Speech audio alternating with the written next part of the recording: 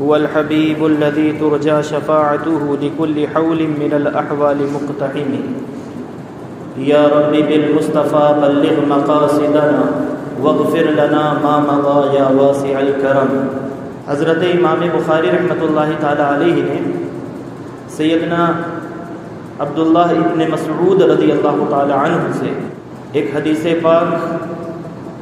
روایت کی ہے۔ اس حدیث پاک میں حضور سید عالم صلی اللہ تعالی علیہ وسلم نے اپنے مبارک زمانے کا ذکر کرتے ہوئے ارشاد فرمایا، خیر الناس قرنی، کہ تمام زمانوں میں سب سے بہترین زمانہ میرا زمانہ ہے۔ اس کے بعد فرمایا ثم الذین یلونہم، میرے زمانے کے بعد پھر تمام زمانوں میں سب سے بہتر زمانہ میرے صحابہ کا زمانہ ہے۔ پھر آگے آپ نے ارشاد فرمایا ثم الذین یلونہم، پھر اس کے بعد سب سے بہتر زمانہ تابعین کا زمانہ ہے۔ میرا زمانہ حضور پاک علیہ الصلوۃ والسلام نے جو فرمایا 11 ہجری میں حضور سید عالم صلی اللہ تعالی علیہ وسلم کا وصال ہو گیا، اور پھر 100 سال تک صحابہ اکرام کا زمانہ رہا، 110 ہجری تک، تو یہ صحابہ اکرام کا زمانہ تھا۔ پھر جنہوں نے صحابہ اکرام کی صحبت اختیار کی اور ان کا اتباع کیا انہیں تابعین کہتے ہیں۔ پھر 100 سال تک ان کا زمانہ تھا، یعنی یہ پورا زمانہ جو بہترین زمانے ہیں، 3 زمانے، نبی کریم صلی اللہ تعالیٰ علیہ وسلم کا زمانہ، صحابہ کا زمانہ اور تابعین کا زمانہ، تو یہ 210 ہجری میں جا کر کے یہ مبارک زمانہ، مقدس زمانہ اور بہترین زمانہ وہ پورا ہو جاتا ہے۔ جنہوں نے حضور پاک علیہ الصلوۃ والسلام کو ایمان کے ساتھ دیکھا اور حضور کی صحبت جنہیں ملی، وہ سب سے بہترین زمانے والے لوگ تھے، انہیں صحابہ کہا جاتا ہے۔ پھر جن کی ملاقات حضور سے نہیں ہو سکی لیکن جنہوں نے حضور کے صحابہ کی صحبت اختیار کی، ان کا اتباع کیا اور ان کا زمانہ پایا، اس مقدس جماعت کو تابعین کی جماعت کہتے ہیں۔ اور اسی تابعین کی مقدس جماعت کے ایک چمکتے ہوئے ستارے کا نام امام اعظم ابو حنیفہ نعمان بن ثابت رحمۃ اللہ تعالی علیہ۔ تو حضور پاک علیہ الصلوۃ والسلام کے فرمان کے مطابق چونکہ یہ تابعی ہیں تو یہ بہترین زمانہ پانے والوں میں سے ہیں۔ بہت سے صحابہ اکرام کی شاگردی کا انہیں شرف حاصل ہوا، اور آپ نے 4000 اساتذہ اکرام سے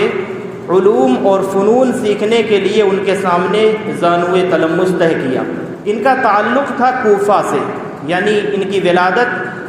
کوفہ شہر میں ہوئی تھی۔ کوفیوں نے حضرت سیدنا امام حسین رضی اللہ تعالی عنہ کے ساتھ مکر کیا، فریب کیا اور غداری کی تھی، جس کی وجہ سے کوفہ بدنام ہے۔ کوفہ میں جہاں حضرت سیدنا امام حسین رضی اللہ تعالی عنہ کا ساتھ چھوڑنے والے چند بزدل لوگ رہتے تھے، تو وہیں کوفہ شہر میں حضرت سیدنا امام اعظم ابو حنیفہ رحمۃ اللہ تعالی علیہ، جو اس امت کے عظیم ترین بزرگ اور امام ہیں اور اللہ کے محبوب بندے ہیں، جن کی بشارت خود قرآن مجید میں ہے اور حضور پاک علیہ الصلوۃ والسلام کی احادیث میں ہے، تو ان کا بھی تعلق اسی شہر کے ساتھ ہے۔ حضرت امام اعظم ابو حنیفہ رحمۃ اللہ تعالی علیہ کے علم، فضل، آپ کے تقوی، آپ کے زہد و ورع اور آپ کی شان اور عظمت کے بارے میں امام مالک نے بہت سنا تھا، اور جب ایک مرتبہ آپ کی دونوں کی یعنی حضرت امام اعظم ابو حنیفہ اور امام مالک رحمۃ اللہ تعالی علیہ کی ملاقات ہوئی، ان 4 اماموں میں سے صرف ہمارے امام اعظم ابو حنیفہ ہی کو تابعی ہونے کا شرف حاصل ہے۔ باقی 3 جو ائمہ ہیں، امام مالک، امام احمد ابن حنبل اور امام شافعی رحمۃ اللہ تعالی علیہ مجمعین، یہ تینوں تابعی نہیں ہیں۔ تابعی صرف امام اعظم ابو حنیفہ ہیں۔ تابعی کہتے ہیں اسے جس نے صحابہ کی صحبت پائی ہو، تو یہ شرف حضرت امام اعظم کو حاصل تھا، اور امام مالک نے ان کے علم و فضل کا بڑا چرچا سنا تھا۔ تو انہوں نے جب ملاقات ہوئی تو ٹٹولنا چاہا، اور انہوں نے سوچا کہ دیکھیں کہ یہ جو کچھ میں نے سنا ہے وہ صحیح ہے یا نہیں ہے۔ تو انہوں نے کہا کہ من این انت، جب ملاقات ہوئی تو پوچھا ان سے کہ آپ کس شہر کے رہنے والے ہیں، کہاں کے رہنے والے ہیں؟ تو حضرت امام اعظم ابو حنیفہ کا جو اصل وطن ہے اور اصل جو شہر، جس شہر سے آپ کا تعلق تھا، اس کوفہ شہر سے تھا، تو آپ نے ارشاد فرمایا کہ میں کوفہ کا رہنے والا ہوں۔ جب آپ نے یہ ارشاد فرمایا تو حضرت امام مالک رحمۃ اللہ تعالی علیہ نے آپ سے سوال کیا، اچھا وہی کوفہ کہ جس کوفہ کے لوگوں نے حضرت سیدنا امام حسین رضی اللہ تعالی عنہ کے ساتھ غداری کی تھی، اور آپ نے ایک جملہ کہا جو بڑا مشہور ہے، کوفی لا یوفی، کہ جو کوفی ہوتے ہیں، کوفہ کے رہنے والے لوگ، وہ وفادار نہیں ہوتے ہیں، غدار ہوتے ہیں۔ آپ کا تعلق اسی شہر سے ہے۔ تو حضرت امام اعظم ابو حنیفہ کا جواب سنیں، جس سے معلوم ہوتا ہے کہ دیکھیں فقہ کا ایک اور امام، سوال کرنے والا کوئی عام آدمی نہیں ہے، حضرت امام مالک ہیں، امام دار الہجرہ، امام مدینہ، تو بڑی شان کے مالک ہیں حضرت امام مالک رحمۃ اللہ تعالی علیہ۔ جب آپ نے یہ سوال کیا حضرت امام اعظم ابو حنیفہ سے کہ آپ اسی کوفہ کے رہنے والے ہیں کہ جہاں کے لوگوں نے بے وفائی کی تھی حضرت سیدنا امام حسین رضی اللہ تعالی عنہ کے ساتھ، تو انہوں نے آگے سے سوال کیا حضرت امام اعظم نے امام مالک سے کہ آپ بتائیں آپ کہاں کے رہنے والے ہیں؟ انہوں نے کہا کہ انا من المدینہ، میں مدینہ منورہ سے میرا تعلق ہے۔ یعنی حضرت امام مالک کی یہ خوش قسمتی تھی کہ ان کی ولادت بھی وہیں ہوئی ہے اور ان کا وصال بھی مدینہ منورہ میں ہوا ہے، تو انہوں نے بڑے فخر کے ساتھ کہا کہ میں تو مدینہ منورہ کا رہنے والا ہوں۔ تو امام اعظم ابو حنیفہ نے سورہ توبہ کی آیت نمبر 101 تلاوت کی، جس میں مدینہ منورہ کے منافقین کا ذکر کیا گیا تھا، اور آپ نے یہ ارشاد فرمایا کہ مدینہ منورہ جو شہر رسول ہے، اس کی خاک اور اس کی مٹی میری آنکھوں کا سرما ہے، لیکن آپ نے جس طرح سے مجھ سے سوال کیا ہے میں اسی طرح سے آپ سے سوال پوچھتا ہوں، یہ بتائیے کہ کیا آپ اسی مدینہ کے رہنے والے ہیں؟ اور پھر آگے سے آپ نے یہ آیت تلاوت کی، وَمِنْ أَهْلِ الْمَدِينَةِ مَرَضُوا عَلَى النِّفَاقِ، کہ مدینہ میں رہنے والے اس وقت کا ذکر کیا تھا اللہ تعالیٰ نے جب منافقین، عبداللہ ابن ابی جو راس المنافقین اور رئیس المنافقین، منافقین کا سردار تھا، تو اس کے گروہ کے بارے میں اللہ تعالیٰ نے یہ ذکر کیا تھا اور صحابہ اکرام کو اور خود حضور پاک علیہ الصلوۃ والسلام کو آگاہ کیا تھا۔ تو اللہ تعالیٰ نے ارشاد فرمایا تھا وَمِنْ أَهْلِ الْمَدِينَةِ مَرَضُوا عَلَى النِّفَاقِ، کہ مدینہ میں رہنے والے بعض ایسے منافقین ہیں کہ منافقت جن کے اندر رچ بس گئی ہے۔ آپ نے فرمایا کہ آپ بھی اسی مدینہ سے رہنے والے ہیں؟ تو حضرت امام مالک نے جواب دیا کہ ایسا نہیں ہے، اگر چند لوگ وہاں منافق ہیں تو آپ اس کی جانب کیوں دیکھتے ہیں؟ وہ تو شہر رسول ہے اور وہ تو محبتوں کی آماج گاہ ہے، اللہ کی انوار اور تجلیات کا ہر وقت نزول ہوتا ہے مدینہ منورہ پر، تو آپ منافقین کی جانب کیوں دیکھتے ہیں؟ منافقین اگر وہاں مدینہ منورہ میں تھے جس کی وجہ سے یہ سورہ توبہ کی آیت نازل ہوئی، تو آپ اسے نہ دیکھیں، رسول اللہ کی جانب نسبت کریں۔ تو امام اعظم نے پلٹ کر کے جواب دیا کہ جس طرح سے منافقین کے ہونے کی وجہ سے شہر رسول کی حرمت اور شہر رسول کا تقدس منافقین مدینہ میں موجود ہیں، اس کے باوجود پامال نہیں ہوتا، بلکہ اس کی جو شان ہے، اس کی عظمت ہے، وہ رسول اللہ کی وجہ سے ہے۔ تو آپ نے فرمایا کہ جب منافقین وہاں ہیں اس کے باوجود وہ شہر محترم ہے، تو میرا شہر جسے حضرت مولا علی نے اپنا دار الخلافہ بنایا، جو آپ کی شہادت گاہ ہے اور جہاں کی مسجد میں، جامع مسجد میں آپ سالہ سال پورے اپنے دور خلافت میں امامت کرواتے رہے، تو میرا وہ شہر کیا وہ کسی فضیلت کا حامل نہیں ہے؟ تو یہ محرم کے موقع پر ہمارے جاہل قسم کے خطیب جنہوں نے تقریریں رٹی ہوئی ہیں، جن کا علم سے کوئی واسطہ نہیں ہے، جنہیں یہ بھی نہیں پتا کہ میں جس امام کا ماننے والا ہوں اسی کا تعلق کوفہ سے ہے، وہ کوفہ کی برائی کر رہے ہوتے ہیں۔ کوفہ اس شہر کا نام ہے جس شہر کو بسایا ہے حضور کے صحابہ نے، اور کوفہ اس شہر کا نام ہے جس شہر میں نظام خلافت چلایا ہے حضرت امام حسین کے والد حضرت مولا علی نے۔ اس شہر کی کوئی شان نہیں ہے، اور اس شہر میں ہمارا امام اعظم ابو حنیفہ رحمۃ اللہ تعالی علیہ کا تعلق اس شہر کوفہ سے ہے۔ تو اگر کوئی ایک بندہ خراب ہو، اگر مکہ میں ابو جہل تھا، ابو لہب تھا، تو آپ ابو لہب کی طرف دیکھیں گے، ابو جہل کی طرف دیکھیں گے، یا اللہ کے گھر کی طرف دیکھیں گے؟ اگر کسی شہر میں کوئی ایک کمینہ انسان ہو، امام مالک امام اعظم یہ سمجھانا چاہتے ہیں کہ اگر کسی شہر میں چند لوگ اللہ اور اس کے رسول کے ساتھ بے وفائی کریں تو ایسا نہیں ہوتا کہ وہ پورا کا پورا شہر وہ بے وفا ہو جائے۔ جس طرح سے مدینہ میں جہاں کے بارے میں آیت نازل ہوئی ہے۔ کوفہ کے بارے میں تو کوئی آیت بھی نہیں ہے کہ مدینے میں چند منافقین تھے جن کے بارے میں اللہ تعالیٰ نے اپنے محبوب کو اور اپنے محبوب کے صحابہ کو آگاہ کیا کہ ان سے بچ کر کے رہنا، یہ کلمہ پڑھ کر کے اور مسلمانوں کا چولا پہن کر کے تمہارے بیچ میں داخل ہو گئے ہیں، لیکن منافقت ان کی رگ رگ میں بسی ہوئی ہے۔ یہ اللہ تعالیٰ نے فرمایا تھا۔ وہ کون لوگ تھے؟ مدینہ کے رہنے والے لوگ۔ تو امام اعظم کی ذہانت یہ تھی کہ امام مالک نے جب یہ اعتراض کیا اور امام اعظم ابو حنیفہ نے یہ جواب دیا تو امام مالک نے آگے بڑھ کر کے حضرت امام اعظم ابو حنیفہ کا ماتھا چوما، اور پھر آپ نے جو ان کے دلائل سننے کے بعد آپ نے کہا کہ میں نے آج تک سنا تھا آپ کے بارے میں، آج میں اللہ کی قسم کھا کر کے کہتا ہوں کہ اگر نعمان بن ثابت امام اعظم ابو حنیفہ کسی ایک لکڑی کو لے کر اپنے ہاتھ میں وہ اپنی دلیل کی بنیاد پر یہ کہیں کہ یہ لکڑی نہیں ہے یہ سونا ہے، تو میں اللہ کی قسم کھا کر کے کہتا ہوں کہ ابو حنیفہ اپنی دلیل کی بنیاد پر اسے سونا ثابت کر دیں گے۔ یہ ہے ہمارے امام اعظم کی شان کہ جس کی شان خود ایک مجتہد حضرت سیدنا امام مالک رحمۃ اللہ تعالی علیہ بیان فرما رہے ہیں۔ تو یہ تو ایک جو معاملہ تھا ان کے درمیان جو گفتگو تھی وہ میں نے آپ کے سامنے ذکر کر دی، لیکن کوفہ شہر بڑا محترم شہر ہے۔ بریلی کس لیے محترم ہے؟ اعلیٰ حضرت کا روضہ ہے۔ کچھوچا کس لیے محترم ہے؟ حضرت مخدوم سمنا کا روضہ ہے۔ اسی طرح سے آپ جتنے شہروں کو دیکھتے چلے جائیں، حالانکہ امام اعظم کا جو مزار ہے وہ بغداد میں ہے۔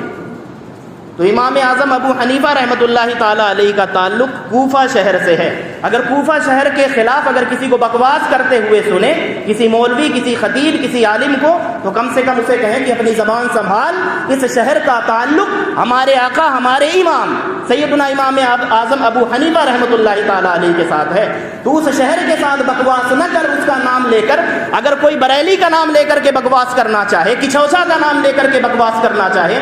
دیوا کا نام لے کر کے، بہرائچ کا نام لے کر کے، اجمیر کا نام لے کر کے اگر بکواس کوئی کرنا چاہے تو آپ اجازت دیں گے؟ اسے نہیں دیں گے۔ اور یہ جو لوگ آرام فرما ہیں ان شہروں میں، سب امام اعظم ابو حنیفہ کے غلاموں میں سے ہیں۔ حضرت داتا گنج بخش علی حجویری کی کتاب ہے کشف المحجوب، تصوف کی بڑی مشہور اور معروف ترین کتاب ہے۔ اس میں وہ امام اعظم ابو حنیفہ کے تعلق سے لکھتے ہیں، کیونکہ یہ سب ان کے مقلدین ہیں، ان کے غلاموں میں سے ہیں، چاہے غریب نواز ہوں، چاہے داتا گنج بخش علی حجویری ہوں، چاہے جتنے اولیاء آپ کو ہمارے ہندوستان میں نظر آتے ہیں، یہ سب امام اعظم کے غلاموں میں سے ہیں، ان کے خوشہ چینوں میں سے ہیں، اور ان کی بارگاہ سے خیرات لینے والے ہیں علم کی۔ تو وہ نقل فرماتے ہیں کشف المحجوب میں کہ مجھے خواب میں زیارت ہوئی، حضرت داتا گنج بخش علی حجویری فرماتے ہیں، کس کی؟ جناب رسالت مآب صلی اللہ تعالی علیہ وسلم کی۔ اور میں نے خواب میں کیا دیکھا کہ حضور سید عالم صلی اللہ تعالیٰ علیہ وسلم نے کسی کو گود میں اٹھایا ہوا ہے، اور جسے گود میں اٹھایا ہوا ہے وہ کوئی بچہ نہیں ہے بلکہ عمر دراز ہے، اور حضور پاک علیہ الصلوۃ والسلام اس شخص سے ایسے پیار فرما رہے ہیں جیسے کوئی اپنے بچے سے پیار کرتا ہے۔ تو بہت دیر تک جب میں نے یہ دیکھا تو میں نے آگے بڑھ کر کے قریب جا کر کے میں نے یہ پوچھنا چاہا، سوال کرنا چاہا کہ یہ کون سی ذات پاک ہے، کون سی مقدس شخصیت ہے جسے آپ کی گود نصیب ہوئی ہے اور جسے آپ کا پیار نصیب ہوا ہے۔ وہ یہ پوچھنا چاہ رہے تھے اور پوچھنے کے لیے آگے گئے جو خود آل نبی ہیں، اولاد علی ہیں، حضرت داتا گنج بخش علی حجویری رحمۃ اللہ تعالی علیہ۔ رسول اللہ صلی اللہ تعالیٰ علیہ وسلم کے جب قریب پہنچے تو حضور پاک علیہ الصلوۃ والسلام، جنہیں اللہ تعالیٰ نے دلوں کے حال کی خبر عطا فرمائی ہے، تو جب قبل اس کے کہ وہ آپ سے کچھ پوچھتے، سوال کرتے اس کے متعلق، حضور پاک علیہ الصلوۃ والسلام نے فرمایا کہ تم یہ جاننا چاہتے ہو کہ یہ کون ہیں جن کے ساتھ میں پیار کر رہا ہوں، محبت کا یہ معاملہ فرما رہا ہوں؟ تو آپ نے فرمایا جی حضور، بالکل میں جاننا چاہتا ہوں کہ یہ کون خوش نصیب ہے جسے اس قدر آپ کی قربت نصیب ہے اور آپ کی محبت نصیب ہے۔ تو حضور سید عالم صلی اللہ تعالیٰ علیہ وسلم نے فرمایا کہ اے علی حجویری، یہ تمہارے بھی امام ہیں اور تمہارے اس خطے کے امام ہیں جہاں کی ولایت کا تاج تمہارے سروں پر سجا کر کے بھیجا گیا ہے، یہ اس پورے خطے کے امام ہیں۔ تو یہ حضور پاک علیہ الصلوۃ والسلام نے ان کی امامت اور حضرت سیدنا داتا گنج بخش علی حجویری، جو کہ غریب نواز سے بھی پہلے تھے، غریب نواز جب ہندوستان میں آئے ہیں تو ان کے آستانے پر حاضری دیتے ہوئے آئے، تو حضور پاک علیہ الصلوۃ والسلام نے کیا کہا حضرت داتا گنج بخش علی حجویری سے کہ یہ تمہارے بھی امام ہیں اور تمہارے پورے خطے کے امام ہیں. اور آج دیکھیں آپ پورے ہندوستان میں، پاکستان میں، بنگلہ دیش میں، افغانستان میں اور اس پورے بر صغیر میں کثرت سے جس شخص کے اور جس امام کی پیروی کرنے والے لوگ پائے جاتے ہیں اس امام کا نام امام اعظم ابو حنیفہ ہے. تو یہ غریب نواز بھی غلام ہے حضرت امام اعظم ابو حنیفہ کے، اور داتا گنج بخش علی حجویری بھی غلام ہیں. اور جب یہ بڑے لوگ غلام ہیں تو یہ چھوٹے تمام اولیاء کرام تو ان کے غلام بدرجہ اولا ہیں. تو یہ ان کا مقام ہے اور یہ ان کا مرتبہ ہے. اس لیے مجھے اور کچھ باتیں کرنی تھی لیکن یہ بات آ گئی کوفہ والی. تو محرم کے وقت میں چونکہ عقل سے کام نہیں لیا جاتا، دلیل سے کام نہیں لیا جاتا، اور یہ نہیں سمجھا جاتا ہے کہ حقیقت کیا ہے، اس کے آگے پیچھے بھی دیکھ لیا جائے. جب آدمی کوفہ کی برائی کرنے پر آتا ہے اور تل جاتا ہے، آمادہ ہو جاتا ہے، تو یہ بھول جاتا ہے کہ کوفہ وہی مقدس شہر ہے جس شہر میں تقریباً 5.5 سال حضرت مولا علی کرم اللہ تعالی وجہہ الکریم نے اپنی خلافت کا کام انجام دیا ہے. مدینہ منورہ میں جب حضرت سیدنا عثمان غنی رضی اللہ تعالی عنہ کی شہادت ہو گئی تھی تو آپ نے یہ محسوس کیا کہ جس طرح سے حضرت عثمان غنی کی شہادت ہوئی ہے، اور اس سے پہلے حضرت عمر کی بھی شہادت ہو گئی تھی، اور مدینہ کی جو حرمت تھی اس کو بہت پامال کیا تھا ان لوگوں نے.